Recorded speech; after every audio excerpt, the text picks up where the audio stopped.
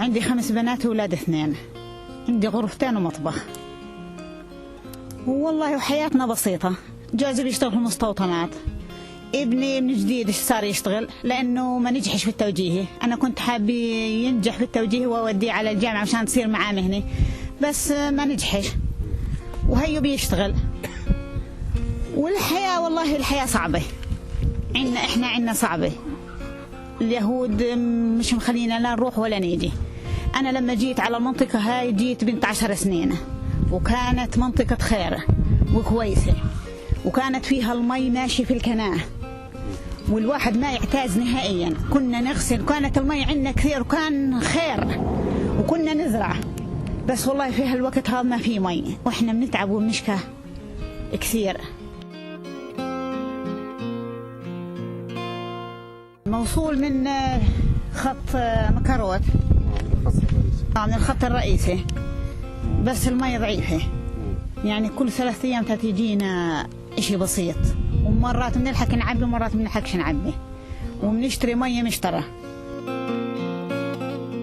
بنشتري مية مشترى التانك ب80 شيكل.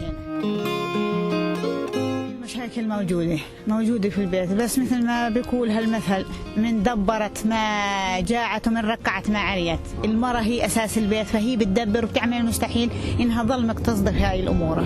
بنظف أسبوع مرة بشطف. هذا المهم. في أسبوع مرة بشطف، والجلب في البريك بفتحش الحنفية كلياتها. بعبي بريك وفي بأجري مشان يظل يكفي لكل الجليات. والله ما هي كافية، والله ما هي كافية، بس لأنه الواحد بده يعمل المستحيل مشان يقتصد. إحنا عائلة، وعندي دجاجات وعندي غنمات وعندي حمامات وبدهم مية ثانيات. يعني مثل ما أنا بدي هاي شجراتي والله إنهن نشوفهن السنة من كلتا المية. أنا حاب أعمل حديقة حوالي وأزرع حاجة اللي أستفيد منها أنا، لأنه جوزي أنا مريضة وما بقدر يشتغل في كل السنة.